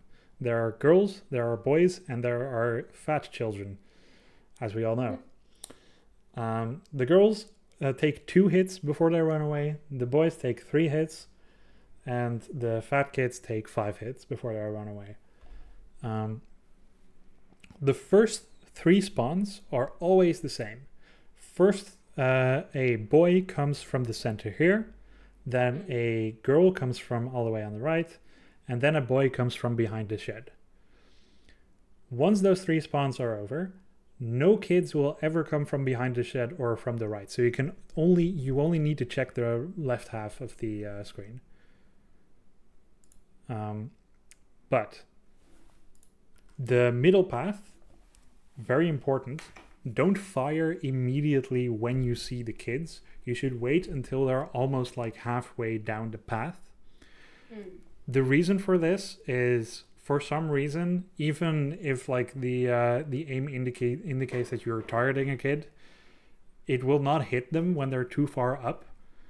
And if you miss a kid, then they get staggered. They start looking around for the tomato for some reason. So very often beginners will be like, oh, I immediately spot the kid, I immediately go for it, and they keep firing, and the kid will just be standing there, and it's costing an enormous amount of time. So wait until they're about halfway down.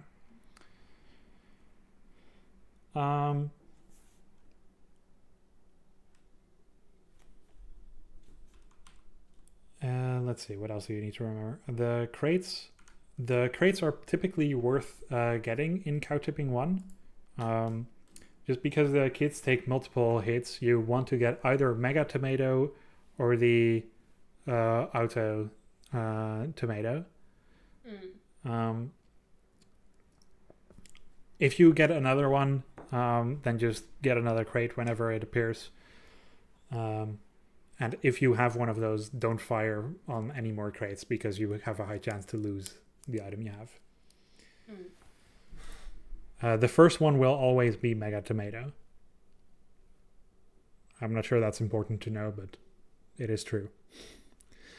And then from there, mostly just fire at the children, that you do on a daily basis. Oh yeah. Oh yeah, you do have the reload animation skip. It doesn't work when you reload manually, but we never reload manually anyways. We just wait until we're out of tomatoes. Make sure you pay a little bit of attention to how many tomatoes you have left in the bottom right corner. Once you run out, once you fire your last tomato, you want to spam the space button like 2 or 3 times. That's usually the dodge button, but for some reason that skips the animation for reloading, so that's a little bit faster. It does happen sometimes that you get stuck on the dodging, and then you just press it once more, and you will be back to being able to fire. I think the cow tippings are also ones that you need to practice at least a couple of times. Probably don't need to spend hours on it, but you need to get a little bit of a feel for it. Because you'd be surprised how much time you can save by not being absolutely terrible at cow tipping. It's still a lot of RNG though, so it's still sometimes like half a minute faster than other times, if not more. Which entirely depends on when they spawn. Joyride 2. There's a skip here that you need to know about. So it's past the tunnel, follow to the right, and then after this post, the one after the speed limit sign, you go onto the grass and behind this fence, and then you just keep following the road. It will tell you you're going the wrong way, but somewhere in the middle of the road will suddenly tell you you finished for some reason. And that's right around here. I see. And that's about 15 seconds faster, I think, than doing the normal route. Good one to keep in mind.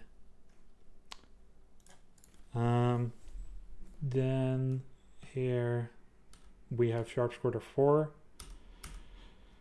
Again, not going to go into it too much. This one is just going to suck to learn the routing for. If you don't learn the routing, it will cost you about a minute, I think. but it's possible that you find it's better to spend your efforts elsewhere, because this one just takes a decent amount of time to learn.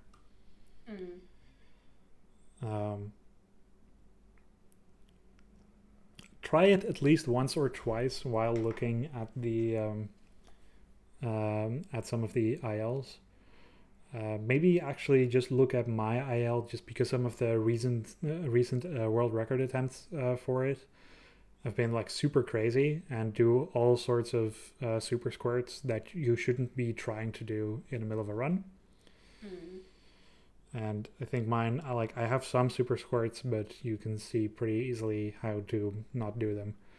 And it's more important that you know the general direction you need to go each level of the sharp squirter. So you don't need to be super precise at it.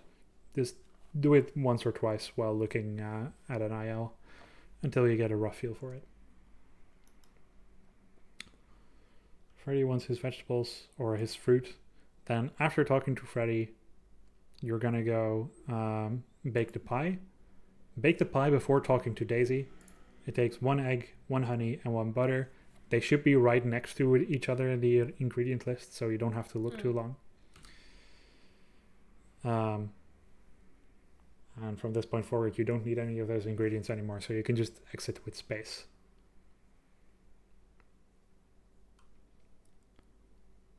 Talk to Daisy and then place the pie on the porch.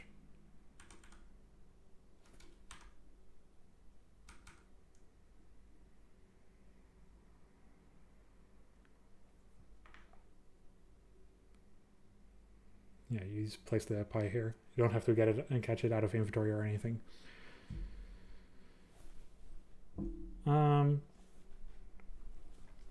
At this point, we're almost in charity mission territory, but first we're gonna get Go for Golf 2.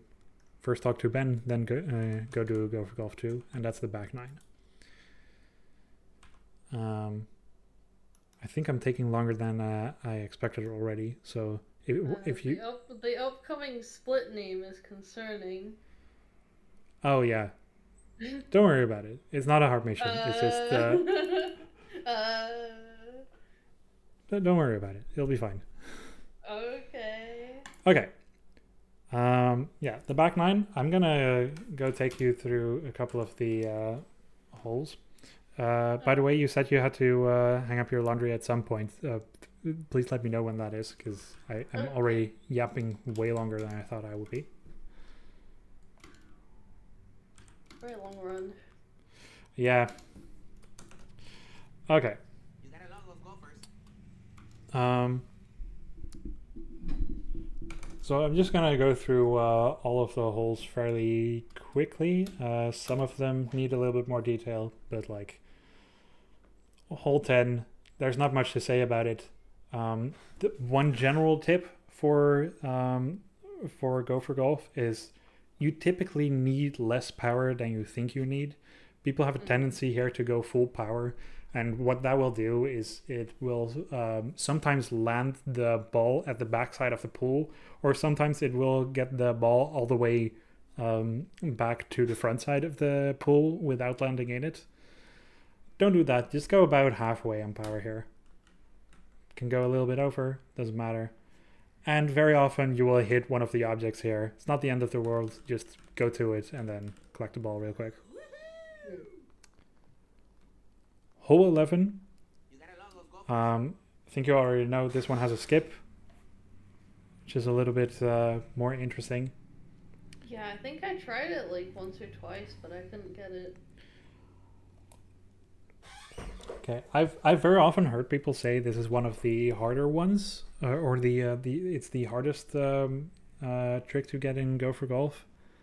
But I feel like the setup for it is pretty easy once you understand it.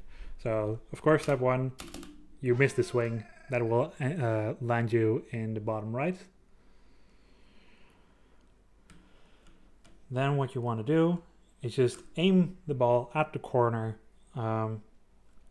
with fairly low power. You don't want to just lightly tap it. You want to hold it for like a quarter of a second. That was already fine. You want to move quickly after that, but you want to just go from the top side of the fence and then move downwards here to pick up the ball. So go up, pick the ball from there, and now you should have it. It's perfectly fine, by the way, once you don't know for sure if you will have the trick or not, to just lightly tap the ball to make sure it's on the other side of the fence. You don't have to immediately try to get it into the hole.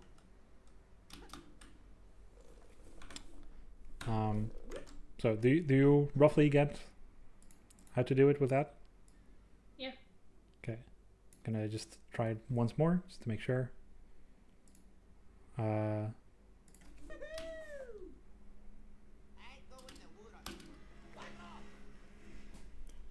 Just to show it in one go rather than the two goes I went at it. Get the ball in the corner, pick it up from above, and then make sure that it's on the other side of the fence. You make it look so easy. I honestly think this one is not that hard. If you just make sure that you grab the ball from the top side, I feel like that's where most runners do it wrong. Yeah, this one not very difficult either. You just want to make sure you throw to the correct side. I actually used a little bit more power there than I usually do. Just go like 3/4 power, you should be fine. And then here, make sure you don't throw too far to the left side of the pipe. I did that in my PB and I soft locked. You want to avoid that. So just throw it a little bit to the right side. Don't even need too much power, because it will land right about there anyway.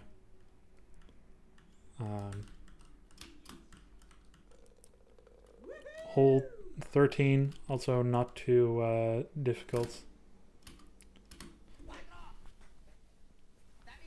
You know how I always buffer the movement beforehand? I buffer it to go up and to the left, and then you click up a little bit, and then go max power here. And then here, I grab it from the left so that when I move right, I will already have the aim right. Go up a little bit, and again, full power. And sometimes it just barely misses the angle you want. That's fine. That happens sometimes. I have had it happen sometimes that through this part, it like went up here and I couldn't get it back to this side. That's super annoying. Just don't panic. Get the ball down through this side again. But that happens sometimes. Hole 14, there's basically two places where the ball can land here if you get the timing right. So here it landed on the right side. We consider that bad RNG. We want to be on the left side of the middle. And then aim, yeah, just about this way. You have to estimate it a little bit and then go not quite maximum power. And then you have a chance at getting a hole in one. You typically won't get it, but you will at least have the ball in this area. And then this is the part where I always fuck up. I always try to get the ball in one go. Not necessary. Just set up the ball right in the middle, right in front of the hole, and go a little bit over quarter power. And it should go in. Just take the moment to set up. Don't try to get too much of a cool shot out of it. Wasp is good at it. He can do it. I cannot, and I don't think you can either. Unless you spend way more time practicing this than I think you are. Yeah. Yeah, this one also just like take your time. Don't try to go for the two for once too much. You can sometimes get two ramps in one go.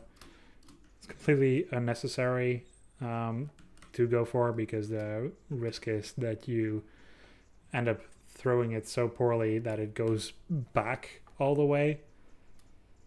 That's annoying.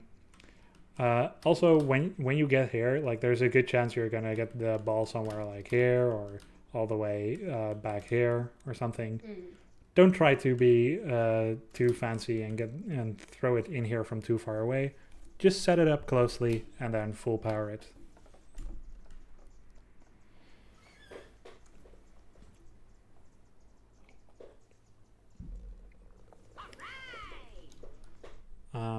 Hole 16. Yeah, this is the one where Wazip always wants to show off, and it works sometimes, and sometimes it doesn't. Get the correct timing. I pre-move up and to the left here. I buffer that with a little bit of power, and then here, go left just a little bit. It will make the ball cling to the wall. Full power it. And then you can, if you move immediately, you can pick up the ball here. Immediately to the right. Throw the ball. It should land around here. It almost never goes over, directly over that hill. You will typically pick it up here. Go about quarter power. And then this part always trips people up. Because it just... This platform that it's on looks a lot steeper than it actually is. It's it's almost flat. You don't need a lot of power. You can like this was perfect power, and it's almost nothing. Hole 17. This is the one that I find the hardest, but it's not really hard. It's just a little bit finicky. It takes a couple of attempts. You want the ball stuck in the fence right here. And sometimes it sticks, sometimes it doesn't. You will very often have to try a couple of times before you get it. I actually got it pretty quickly here, much more quickly than I usually do. But yeah, you will have to try a couple of times typically to get the ball stuck in there. And then go up and a little bit to the left, about half power. And typically you won't get it in the loop in one go, but that's fine because we only go half power, so it won't bounce back too much. I almost did something very stupid there. I went for way too much power and it went right back. You want to aim it a little bit to the right. And not too much power. And then the ball will go over. And then, yeah, it doesn't matter if this is not all that clean. Just move slowly towards the hole from there.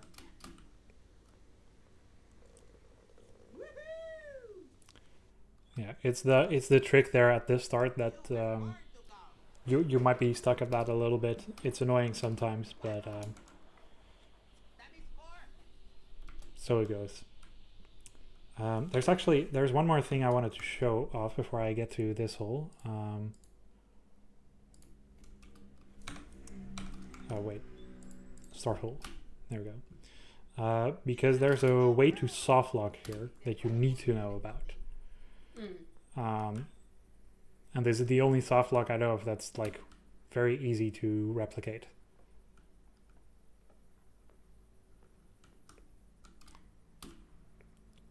That's a bad angle.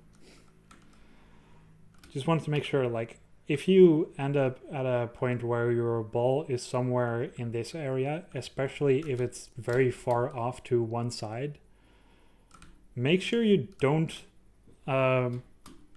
throw it at this corner here, because wait, did I make a patch? It used to be very consistent that you would throw it in that corner and will fall below the ramp and fall out of bounds, and you would never be able to collect it again.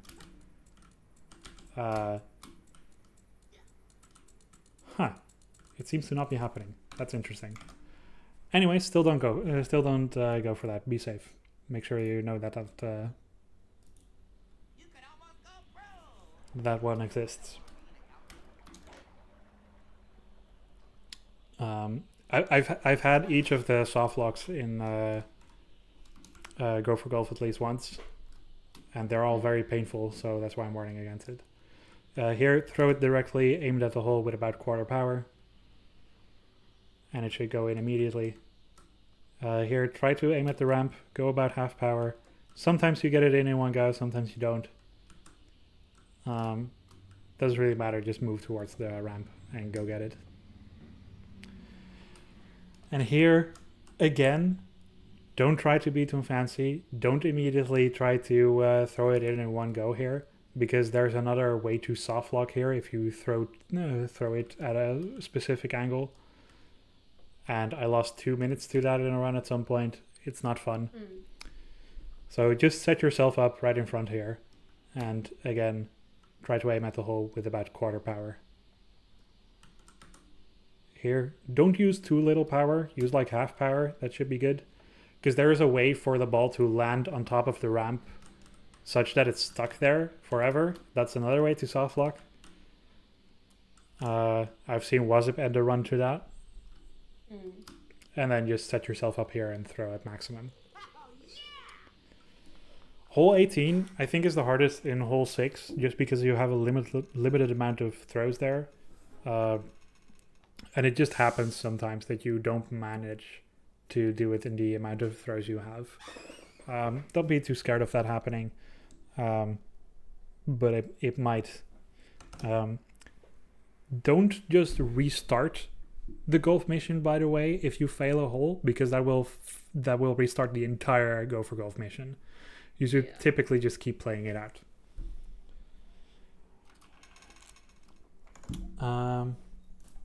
Yeah, that's the back 9. I think that's about everything I wanted to say for that.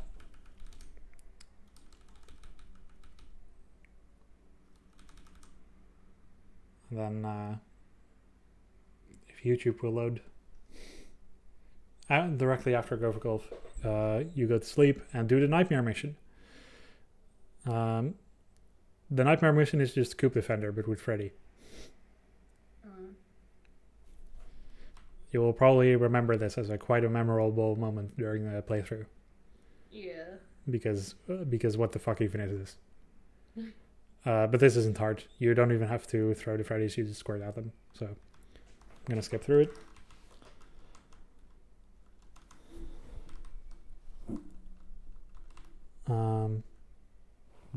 Then we get into charity mission territory.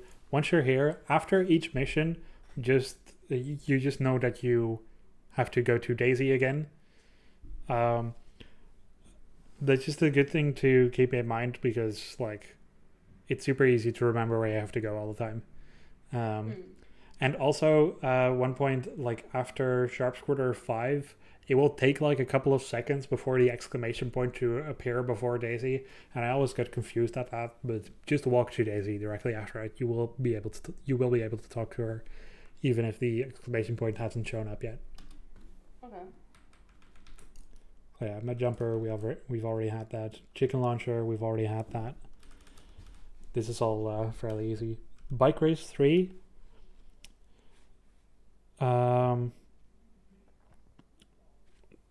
I do need to say something about Bike Race 3. This is basically like a backup strategy, right? I'm not going to teach you the old mill jump that we tend to do during the run nowadays, just because it's super risky, it's super hard. The worst case scenario with it takes like 20 seconds before you land again, and it just sucks. So I'm gonna give you just the easier way to do it.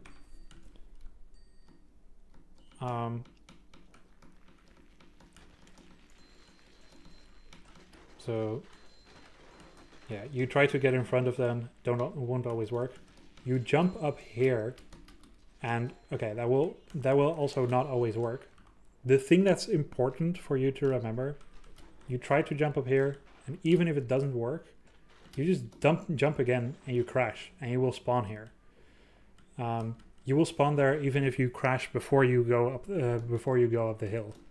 So just keep in mind, if you mess up, just crash. You will spawn right where you need to be. That's sometimes a little bit hard to keep in mind during the heat of the run, but that is what you have to do. If you mess up, just crash. It will be fine. Okay? Okay. And I think the rest of the chapter is pretty self-explanatory. Bike Race 3, Sharp Squirter 5, and I think after that you have Go for Golf 3, which is just front 9 again. And that's the end of the chapter. And at that point, you're way over halfway through the run.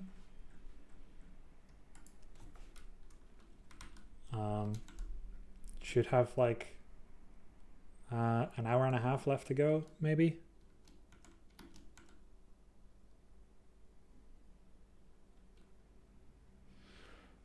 But we're gonna have to enter chapter 4 here. Chapter 4 has only one mission, right? It has the milk bar mission. And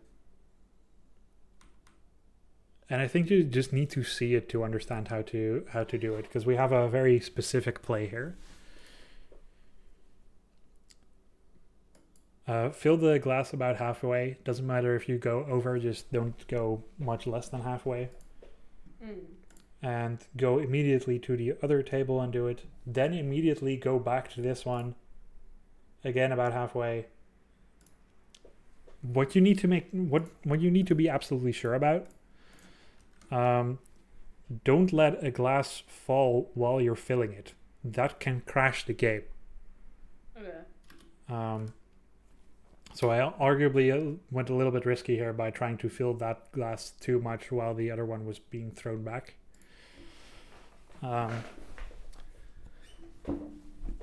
Yeah, just make sure that you get 2 half-full glasses to them as fast as possible. If you do it right, you should enter the next level, with 98 points. Make sure you check that. If you have less than 98 points, you cannot do what we're about to do. You should practice milk bar like maybe twice, and you will probably have it down completely. It's not that hard to perform, but you just need to make sure you're doing it right. If you have less than 99 points, you cannot go for the following strat, which is just throw 7 empty glasses. You can count that out pretty slowly. It'll be fine. You will 2 of them will be caught, and you will lose 5 glasses. And you will be to 50 points, which is exactly the amount you need to finish this mission. If you were at fewer points, if you were at like 96 because you were too slow during the previous mission, just throw a couple of extra glasses to the other guests until you're at 98, and then throw the 7 glasses. Okay.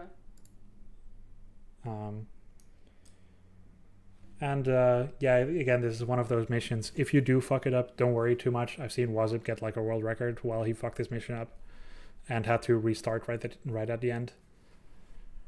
At least I think he got a world record in a run. I'm not entirely sure, actually. But yeah, just it can happen sometimes, but I think you should be able to get that down pretty consistently after practicing it like twice.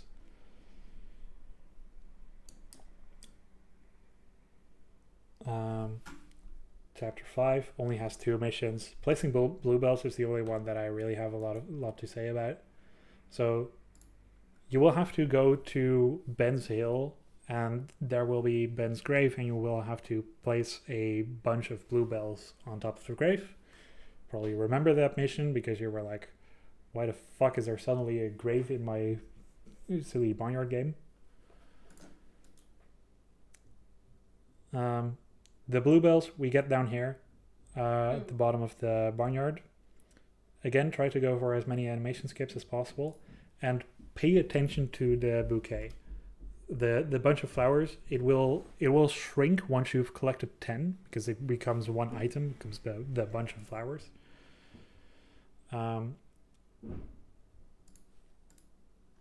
Oops. Should move through that a little bit slower so you can see it better.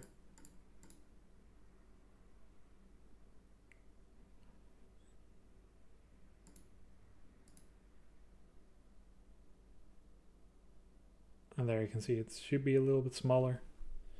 Might not notice it that much, but the thing is, like, if you go over 10, the bunch will go into your inventory. But we want to just have it in our hands the entire way, because otherwise we have to do inventory management, and that takes more time. So try to make sure you have 10 flowers. If you do accidentally put it in your inventory or you pick up too many flowers, go into your inventory. It should be in the flower pack, and there you can find your bunch. And that will cost maybe 10 seconds at most. It's probably fine, but it's faster to just get 10 in one go. And then the other part of chapter 5 is just collecting the chicks. I don't think I have to explain how to do that. They will be marked on your map.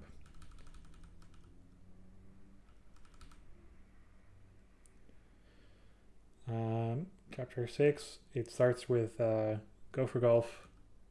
This is the longest split of the game, and maybe the most stressful one apart from Coyote Showdown. Just because it's so long. It's the full 18.